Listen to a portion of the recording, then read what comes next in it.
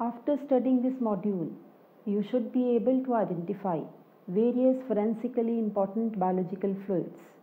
You should develop an overview of a number of biological fluids commonly analyzed in forensic science laboratories. You should understand basic components of blood, semen, saliva, urine, and other forensically important biological fluids. You should also be able to appreciate the use of these biological fluids in forensic casework.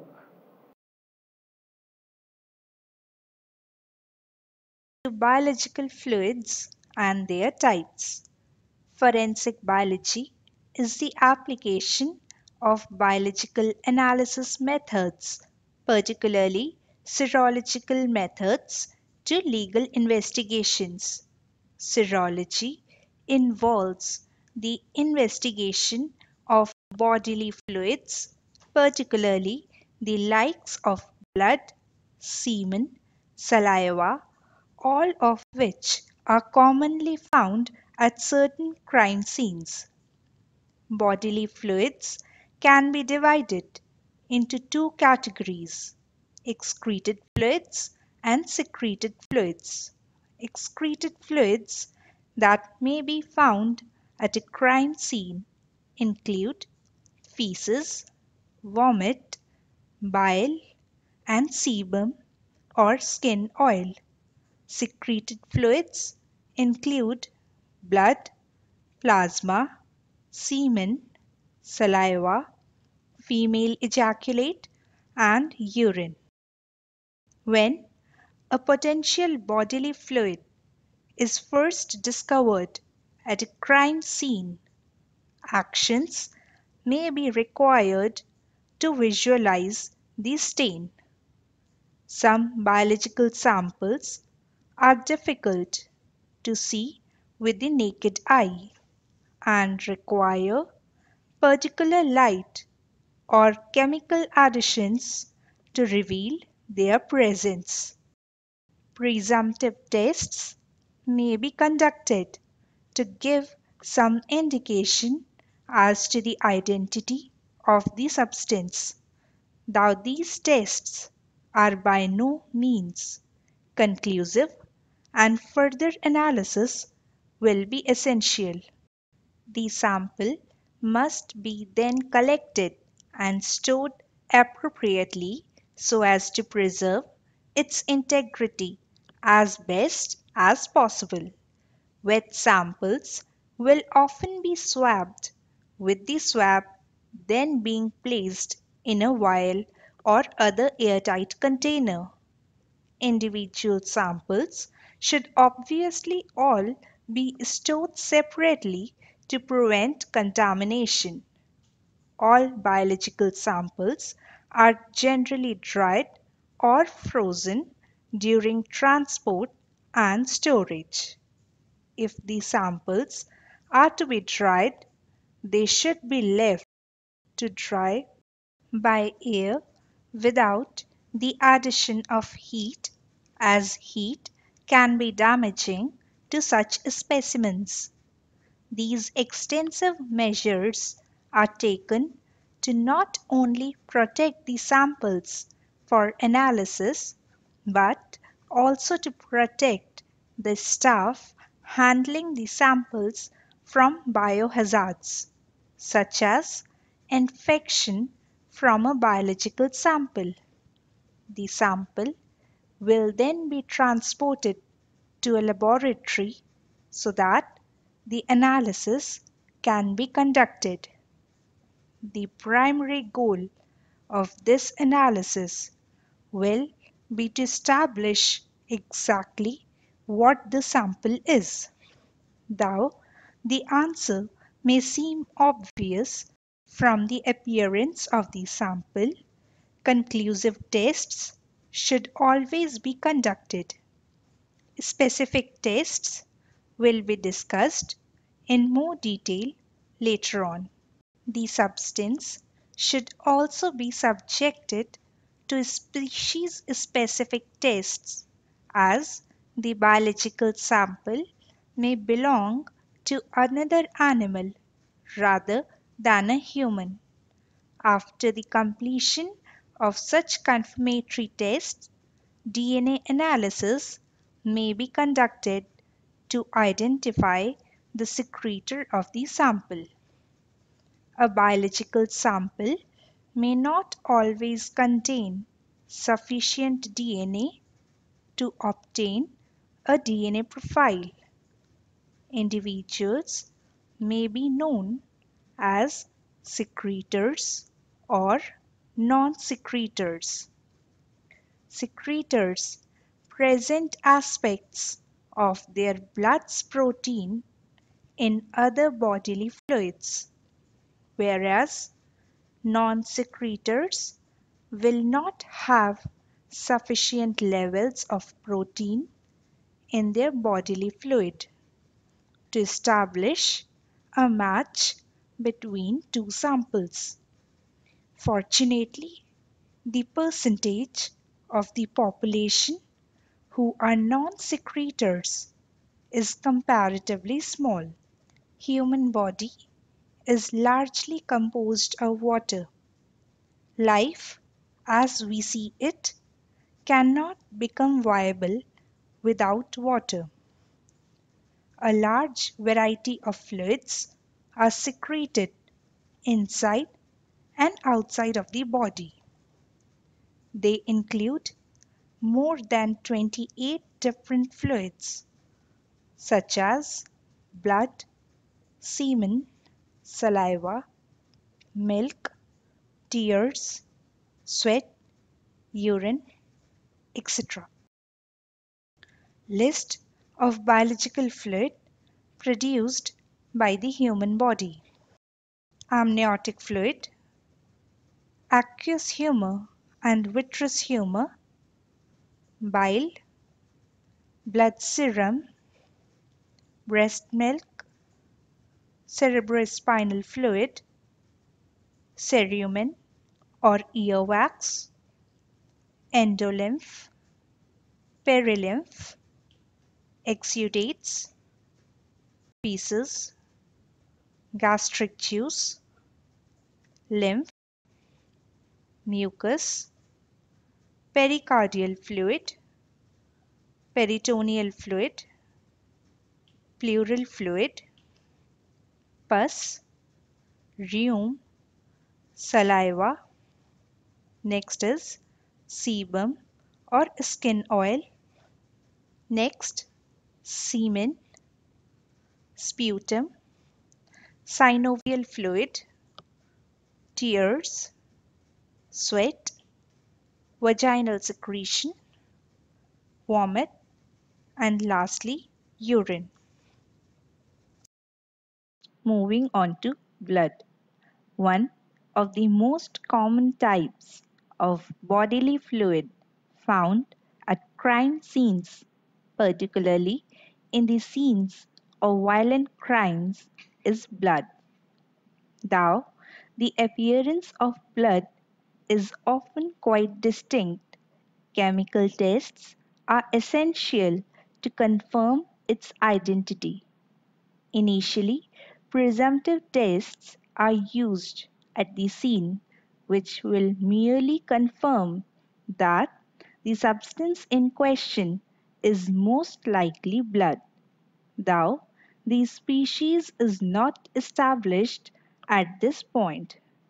Presumptive blood tests are usually based on the color change or chemiluminescence of a particular reagent when it comes into contact with the hemoglobin in blood. Luminol is frequently used in initially identifying bloodstains, particularly if the perpetrator has attempted to clean up the blood, thus rendering it invisible to the naked eye. The presence of blood causes chemiluminescence, the emission of light as a result of a particular chemical reaction, in this case of a blue-green color. However, luminol has been known to react with other substances including blood, saliva, and various animal and vegetable proteins. The Kastle-Meyer or phenolphthalein test is another presumptive blood test. The stain in question is collected with a cotton swab before drops of ethanol and phenolphthalein indicator are added. If no color change occurs, peroxide is then added. This detects the presence of the enzyme peroxidase in the blood, producing a pink color if present. Leukomalachite green or LMG is similar to the Kastle-Meyer test, replacing the phenolphthalein with leukomalachite green. When added to the substance, a green color will be produced if blood is present. It is then necessary to confirm that the blood is of human origin, as animal blood may be completely irrelevant to the crime under investigation. The precipitin test is used to determine the species of the blood's origin. Blood contains different proteins which vary between species, meaning that the proteins in the blood of one animal may not be accepted by the blood of another species. If a foreign protein is detected, antibodies are produced to protect the body from harm. Serum for this precipitin test is commonly obtained from rabbits, as they have produced antibodies to destroy a small amount of human blood injected into them. This produced anti-human serum is added to the suspected blood stain. If the blood is of human origin, the serum will precipitate its proteins, which can be visually observed. Samples of wet blood stains will usually be collected using a swab, later sealed in an airtight container. Dried blood stains may be scraped onto a sheet of clean paper or into an appropriate bag. Any blood-stained items that are collected should be stored separately from one another to avoid contamination and damage to the stains. Blood typing is one form of categorizing blood known as the ABO system. A, B, O, and AB are the primary blood groups based on the presence of certain antigens on the surface of the blood cells. Before DNA testing, blood groups were used as a method of eliminating or incriminating suspects, though obviously not exclusively. Though the use of blood groups cannot specifically identify the individual from whom the blood originated from, they can narrow down the field of search and eliminate particular groups. Rhesus antigens are also commonly studied within the blood typing system. An individual whose cells do possess the rhesus antigens is known as being Rh positive. Likewise, those without the antigens are known as rhesus negative. Most people, about 85%, do possess the rhesus antigens. RBCs impart red color to blood due to the presence of iron containing protein, hemoglobin, which transports oxygen and carbon dioxide. More precisely, RBCs enriched with oxygen are red colored, while RBCs devoid of oxygen are slightly purplish. This is the reason why veins in the body appear bluish, because they carry deoxygenated blood. Moving on to blood cells, various cell types found in blood. Blood cells can be characterized on the basis of presence or absence of nucleus. Mature RBCs and platelets do not contain nucleus. WBCs, on the other hand, contain nucleus and mitochondria. WBCs contain DNA and therefore enable a highly useful forensic DNA examination of blood samples. Platelets are responsible for starting the clotting process, which involves several factors and finally end in the formation of fibrin polymer which appear as clot. Blood groups. Red blood cells possess molecules called antigens on their surface. In addition, antibodies are also present in blood that recognize their corresponding antigens. If a wrong antigen is introduced in the body, it will be recognized as a foreign molecule by the antibodies present in the body. This starts a process for destroying that foreign antigen. This process is known as immune response. Since blood possesses these antigen and antibodies, it can easily be characterized based on them. 33 major blood group systems, including the ABO and RH systems, were recognized by the International Society of Blood Transfusion or ISBT. Apart from the ABO group, there are several other group systems such as RH, Kell, Duffy, etc.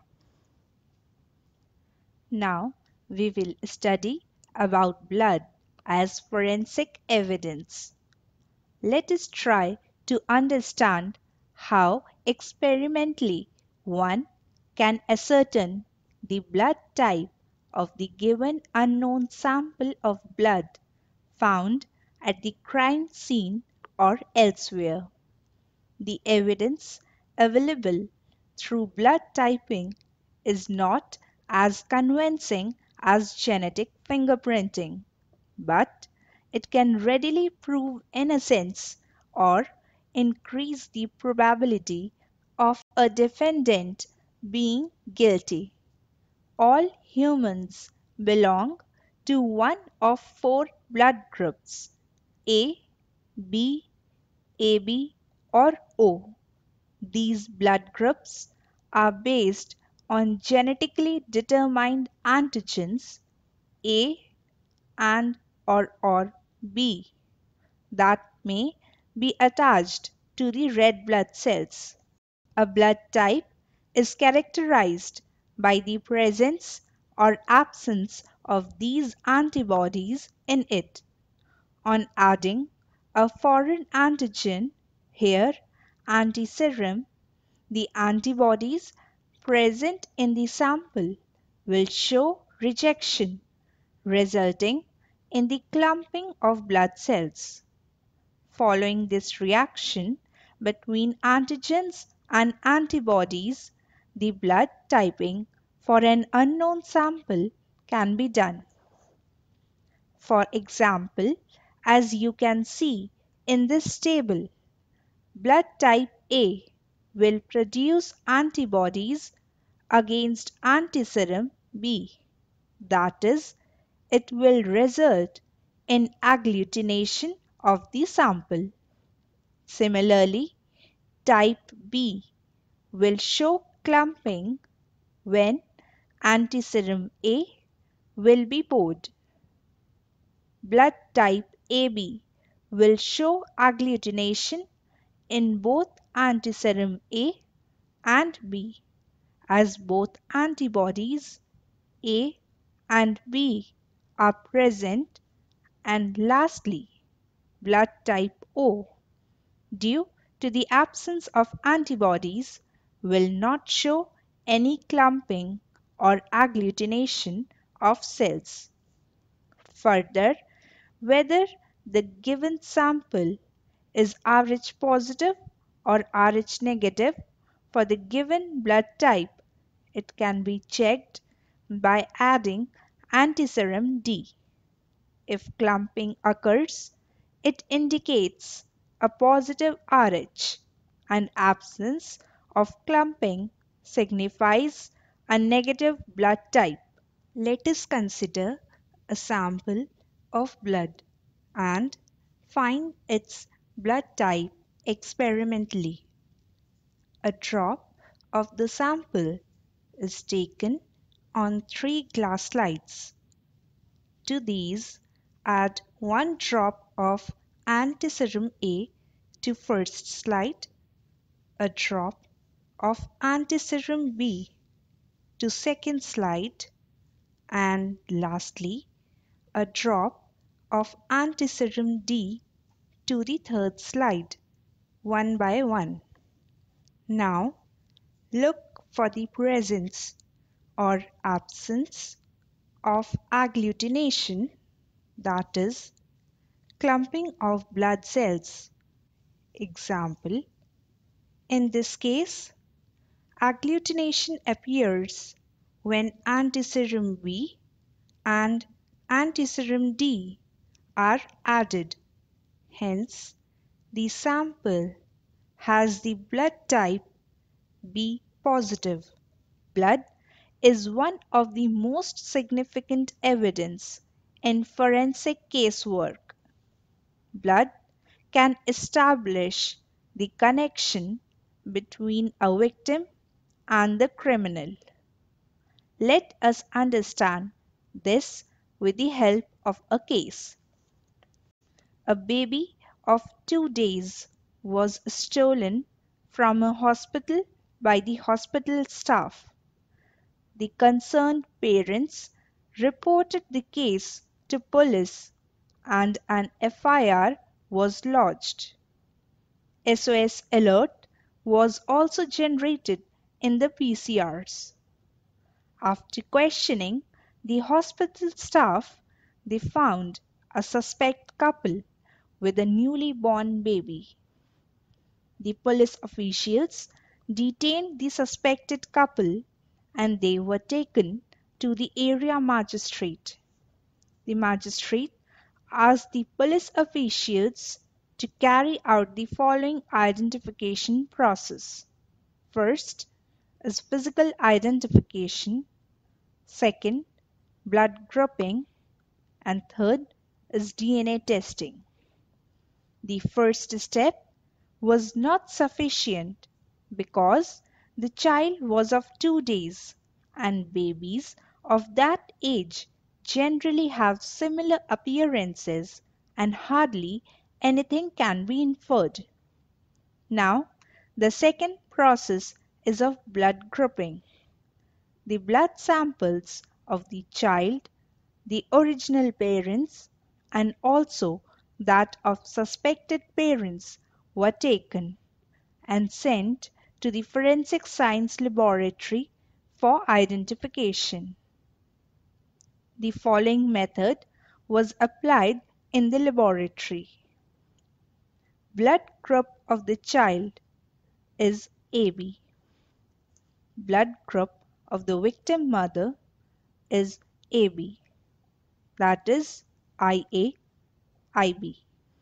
Blood group of the victim father is A. homozygous, that is IA.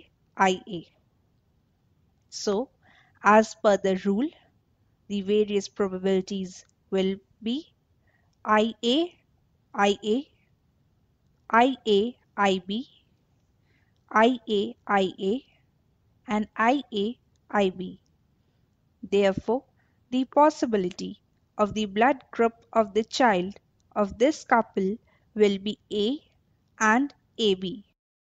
Now, blood group of the suspected mother. A. Homozygous, that is IA. Blood group of the suspected father. O. Heterozygous, that is IO. So, as per the rule, the various probabilities will be IA, IAIO, and IAIO. Therefore, the possibility of the blood group of the child of this couple will be only A, as A is dominant over O. Forensic report: the child has blood group AB, and there is a strong possibility that the child belongs to the victim couple. Child handed over to custody of the original parents. Note: in some cases, it may not be possible to exclude the individuals through the blood grouping process, and hence, for confirmation, DNA analysis can also be done. DNA analysis of blood sample can fix its origin to a single individual. Blood is also an important evidence in toxicological analysis of various drugs and alcohol. Bloodstain pattern analysis can reveal the mode of crime and movement of criminal as well as the victim. Blood spatter is a technique to reconstruct the event that led to the blood stain. It includes analysis of the shapes, locations, and distribution of blood stains. Now moving on to semen. Semen is a thick yellowish white, glary, opalescent secretion having a characteristic odor known as a seminal odor. The fluorescence of the seminal stains is of a bluish white color. Semen identification is useful as evidence in sexual assault cases. It can prove that the sexual assault crime was committed. It can also help identify the criminal. Semen is composed of several components, including sperm cells, enzymes, sugars, minerals, organic chemicals, and vitamins. Four glands contribute their secretions to the seminal fluid, that is, testes, seminal vesicle, prostate, and bulbourethral gland. Bulbourethral gland is also known as Cooper's gland. Next, moving on to forensic examination of semen and overview. As with other forensic exhibits, the investigation of semen is also carried out in a methodical way using various tests. First, the screening tests are performed in order to identify whether the questioned stain is from semen. Once the preliminary screening tests are positive, a more detailed confirmatory analysis is carried out to establish that the stain is indeed from semen. Further, exhaustive analysis of seminal stains is performed in order to individualize the stain to a particular individual. Finding sperm cells in semen. The identification of one or more sperms is a conclusive proof of the presence of semen. However, there are difficulties in the identification of sperms due to several reasons. If a criminal is oligospermic, then his ejaculate may contain only a few sperms. Another reason could be the condition of aspermia, where no sperms are produced by the seminiferous tubules of the testis. If the criminal has undergone vasectomy, which is a surgical procedure for male sterilization to prevent sperms from entering into the seminal stream. In addition to these, there may be other reasons, such as sperms trapped in the clothing not extracted into the testing tracts. Disintegration of sperms can also take place during handling of the material, etc. Finding sperm cells in body cavities of a victim of sexual crime is of utmost priority for obvious reasons. Several research findings indicate that motile and non-motile sperms can be obtained at different duration in different body cavities. For example, motile sperms can be obtained from the vaginal swabs of a victim within 6 to 28 hours of the assault. However, non-motile sperms, which are devoid of flagella, can be obtained for up to 10 days in vaginal cavity in certain cases. Now, we move on to saliva.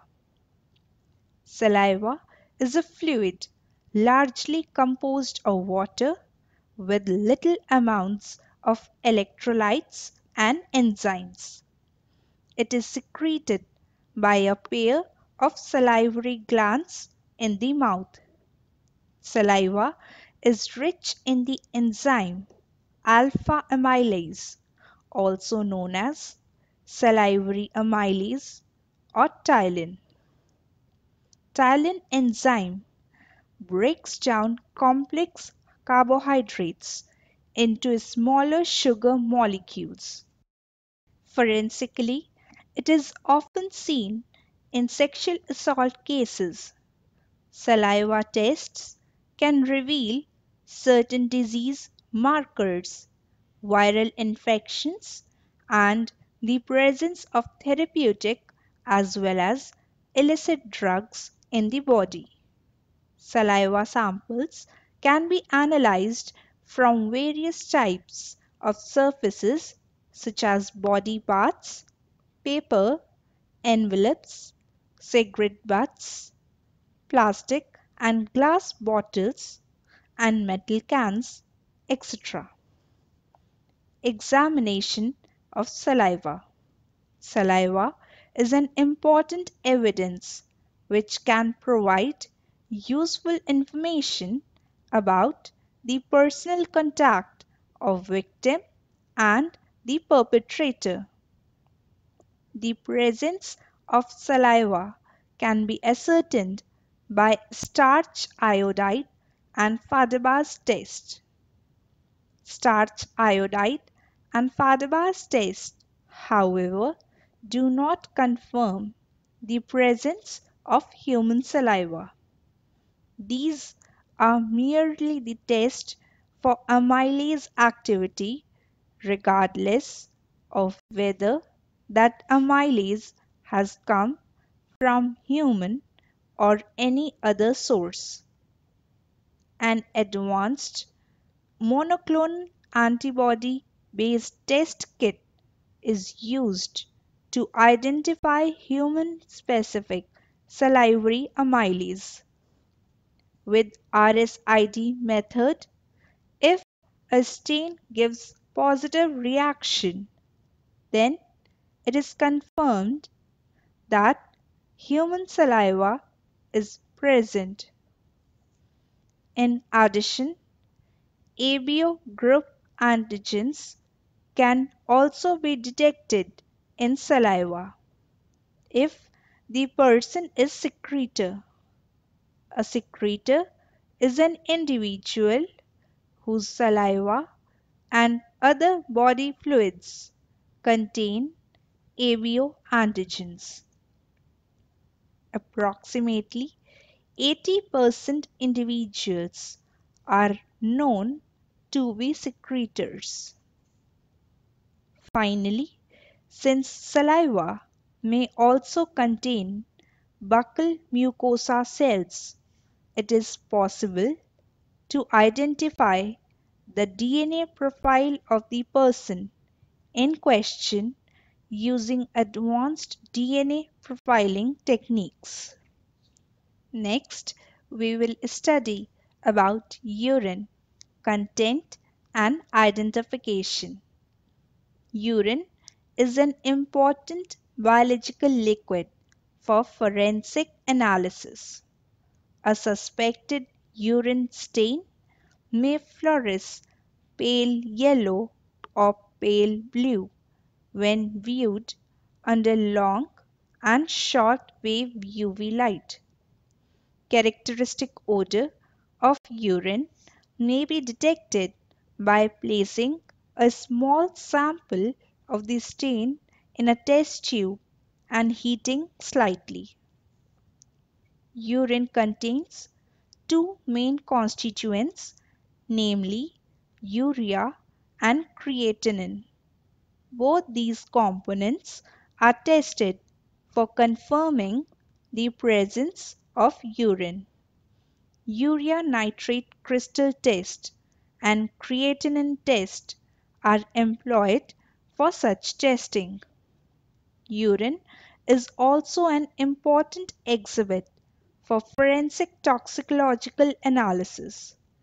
Almost all toxicants or their metabolites can be analyzed in urine samples using various analytical procedures. Vaginal secretions and feces. Vaginal secretions contain a mixture of cells and liquid. Vaginal secretions appear stiff on feeling when these are on clothing. Under UV light examination, these show fluorescence. Vaginal secretion contain squamous epithelial cells that are rich in glycogen. This enables them to be identified using Lugol's iodine test. In addition to cells, vaginal secretions also contains acid phosphatase enzyme.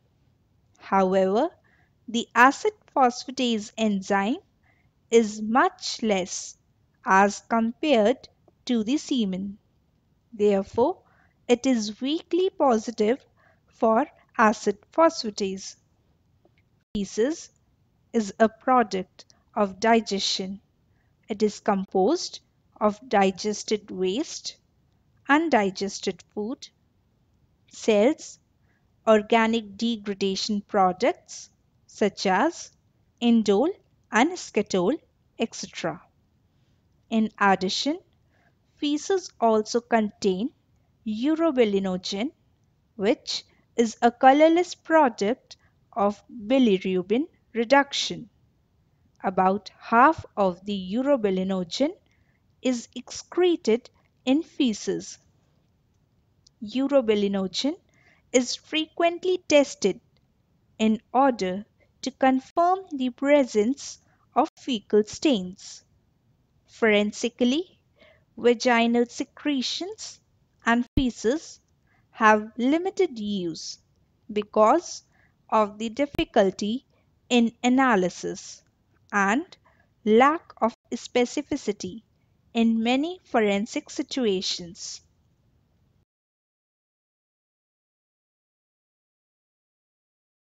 Let us now recapitulate all what we have learned in this module. Various biological fluids produced by human body. RBCs impart red color to blood due to the presence of iron-containing protein hemoglobin, which transports oxygen and carbon dioxide. Blood cells can be characterized on the basis of presence or absence of nucleus. Red blood cells possess molecules called antigens on their surface. In addition, antibodies are also present in blood that recognize their corresponding antigens. DNA analysis of blood sample can fix its origin to a single individual. The fluorescence of the seminal stains is of a bluish white color. Saliva is rich in the enzyme alpha amylase, also known as alpha amylase, salivary amylase, or ptyalin. A suspected urine stain may fluoresce pale yellow or pale blue when viewed under long and short wave UV light. Vaginal secretion contain squamous epithelial cells that are rich in glycogen. Urobilinogen is frequently tested in order to confirm the presence of fecal stains.